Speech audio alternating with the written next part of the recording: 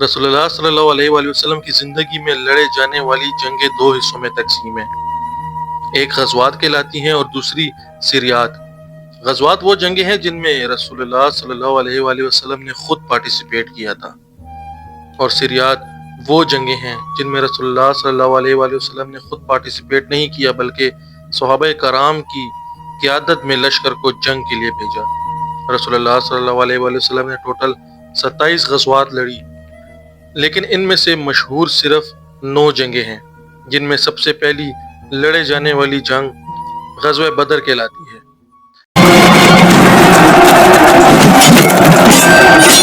بدر ایک مقام کا نام ہے جو کہ سعودی عرب میں مدینہ سے تقریباً 130 کلومیٹر جنوب مغرب میں واقع ہے۔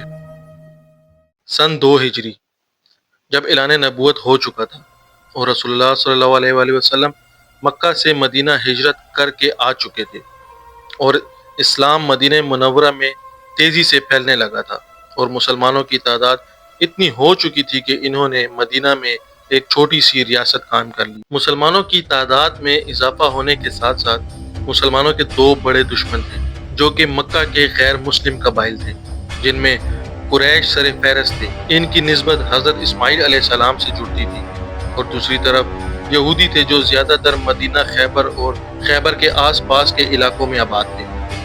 ان کی مسلمانوں سے اسلام کی وجہ سے سخت دشمنی تھی، اور یہ بات ان کے لیے ناقابل برداشت تھی کہ مسلمانوں نے اپنی حکومت قائم کر لی ہے۔ اس لیے وہ طرح طرح کے منصوبے بنا رہے تھے کہ کسی طریقے سے مدینہ کی گورنمنٹ کو ختم کیا جا سکے۔ جب ان کو کوئی راستہ نہ ملا اور اپنی ہر چال کو ناکام پایا تو مسلمانوں سے جنگ لڑنے کا فیصلہ کر لیا، اور اس جنگ کے مال و اسباب کے لیے ایک قافلہ شام کی طرف روانہ کیا۔ قریش نے اس قافلے میں اپنا بہت سا مال شامل کر رکھا تھا۔ اس قافلے کے پاس 50,000 دینار تھے، 1,000 اونٹ تھے۔ قافلے کے سردار ابو سفیان تھے، جبکہ ان کے ہمراہ 27 آدمی تھے۔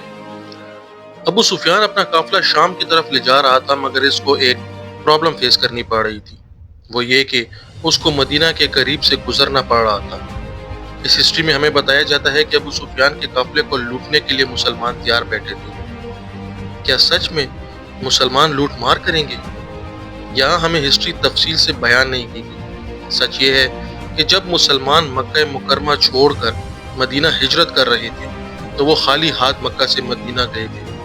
مکہ والوں کا ظلم اپنے عروج پر تھا، اور انہوں نے ان کو غصہ دلانے کے لیے ان کی تمام چیزیں، زمینیں، گھر، تمام اشیاء بیچ ڈالی، اور ابو سفیان کے قافلے میں بہت سا سامان وہ تھا جو مسلمانوں سے مکہ میں لوٹا گیا تھا، اور اب اسی سامان کو شام کے بازار میں سیل کر کے اس رقم کو مسلمانوں کے ہی خلاف استعمال کرنے والے تھے۔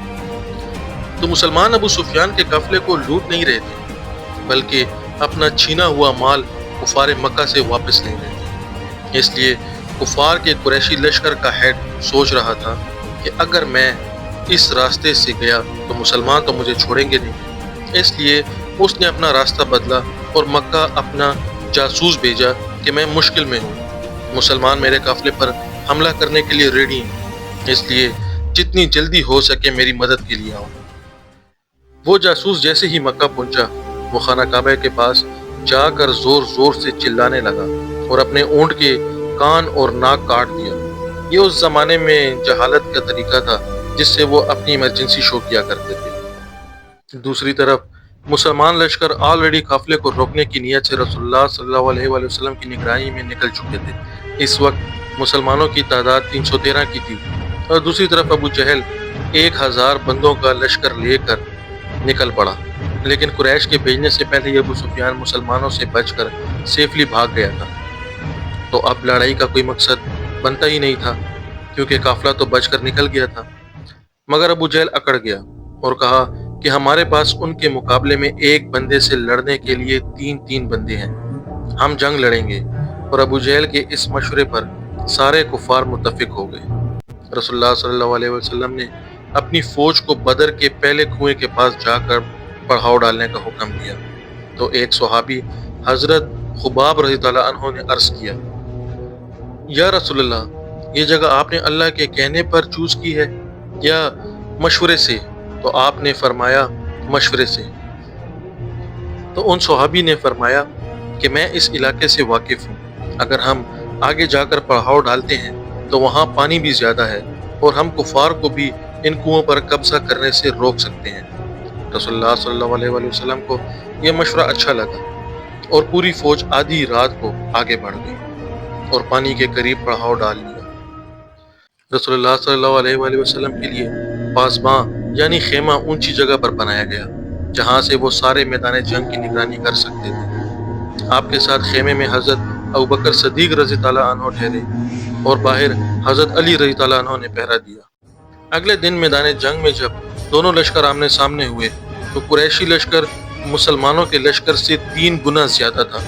قریشی لشکر سب سے پہلے عتبہ نامی شخص، اس کا بھائی شیبہ اور بیٹا ولید میدان میں اترے اور مسلمانوں کو للکارا، جس پر 3 انصاری بھائی سامنے آئے، موز، معاذ اور رؤوف، جس پر عتبہ نے کہا تم ہمارے مقابلے کے نہیں ہو، کسی مہاجر یعنی مہاجرین میں سے کوئی سامنے آئے، ہم اپنی قوم کے لوگوں سے لڑنا پسند کریں گے۔ حضرت محمد صلی اللہ علیہ وسلم نے ان کو واپس بلا لیا اور حضرت حمزہ رضی تعالیٰ عنہ، حضرت علی رضی تعالیٰ عنہ اور حضرت عبیدہ بن حارث رضی تعالیٰ عنہ کو میدان جنگ میں اترنے کے لیے حکم فرمایا۔ حضرت حمزہ رضی تعالیٰ عنہ اور حضرت علی رضی تعالیٰ عنہ نے پہلے ہی وار میں دشمن کا کام تمام کر دیا، جبکہ حضرت عبیدہ بن حارث رضی تعالیٰ عنہ کی کچھ دیر تلواری وار جاری رہی۔ حضرت عبیدہ رضی تعالیٰ عنہ زخمی ہو گئے اور دشمن کی طرف کے 3 بندے قتل کر دیے۔ عتبہ کا ایک بیٹا حضرت حذیفہ رضی تعالیٰ عنہ اسلام لا چکے تھے اور اسلامی لشکر میں تھے، ان کے سامنے ہی ان کے والد، بھائی اور چچا کو قتل کر دیا گیا، مگر حضرت حذیفہ رضی تعالیٰ عنہ ثابت قدم رہے اور مسلمانوں کی فوج میں ہی رہے۔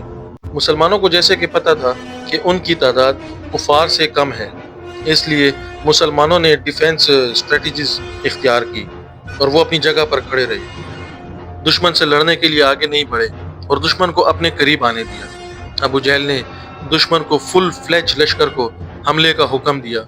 قریشی لشکر اپنی بھرپور انرجی کے ساتھ مسلمانوں پر حملہ کرنے دوڑا، کیونکہ وہ پر امید تھے کہ ہم تعداد میں زیادہ ہیں، جلدی مسلمانوں سے جنگ جیت جائیں گے، مگر ایسا نہیں ہوا اور مسلمانوں کا ایک ایک بندہ ان کے 5 بندوں پر بھاری پڑ رہا تھا۔ کافروں کی فوج پیچھے ہٹی اور ٹینشن میں پڑ گئی کہ ہم ان سے تعداد میں 3 گنا زیادہ ہیں اور یہ ہمارے ساتھ کیا ہو رہا ہے۔ قریشی لشکر ایک بار پھر بھرپور طاقت سے حملے کے لیے آیا اور دوسری طرف مسلمانوں نے اپنی صفوں کو بدلا اور فریش صفوں کو آگے لانے دیا، اور اس بار بھی مشرکین کا وہی حال ہوا۔ مسلمانوں کا ایک ایک بندہ قریشی لشکر کے 5 بندوں پر بھاری پڑا اور کافروں کی فوج دوبارہ پیچھے ہٹنے لگی، لیکن اس بار مسلمان اپنی جگہ پر رکے نہیں رہے اور قریشی لشکر پر حملہ کرنے کے لیے آگے بڑھے اور کافروں کی فوج بدر کو چھوڑ کر مکہ کی طرف بھاگنے لگی۔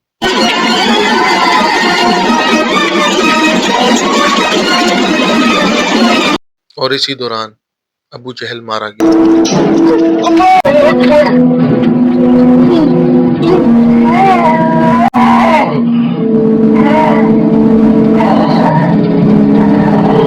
مکہ مکرمہ میں لوگ جیت کا انتظار کر رہے تھے، کیونکہ قریش مکہ کو پچھلے 60 ایئرز میں کوئی شکست نہیں ہوئی تھی اور آلموسٹ 65 ایئرز پہلے انہوں نے ابراہ کے 60,000 فوج کو میدان جنگ میں شکست دی تھی، اور اسی وجہ سے پورا عرب خطہ قریش کو اپنا لیڈر مانتا تھا۔ لیکن غزوہ بدر کے بعد یہ اپنا مقام عرب کے باقی قبائل میں کھونے لگے تھے، اور رسول اللہ صلی اللہ علیہ وآلہ وسلم 313 صحابہ کے ساتھ غزوہ بدر میں فتح حاصل کرنے کے بعد بادشاہ کے طور پر پورے عرب میں مشہور ہو گئے، کیونکہ انہوں نے اپنے سے 3 گنا بڑی فوج کو ہرا دیا تھا۔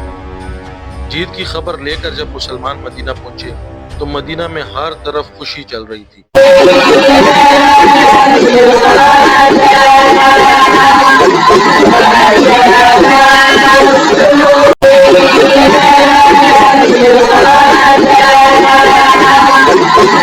لیکن رسول اللہ صلی اللہ علیہ وآلہ وسلم جو اپنے گھر تشریف لے گئے تو ان کو پتہ چلا کہ ان کی پیاری بیٹی اور حضرت عثمان رضی اللہ عنہ کی زوجہ حضرت سیدہ رقیہ رضی اللہ عنہ کچھ دن پہلے ہی اس دنیا فانی سے رخصت ہو چکی تھی۔ رسول اللہ صلی اللہ علیہ وآلہ وسلم کو بہت دکھ ہوا، لیکن رسول اللہ صلی اللہ علیہ وآلہ وسلم نے مسلمانوں کی خوشی کو جاری رکھنے کے لیے اپنے اس غم کا ذکر کسی سے نہیں کیا۔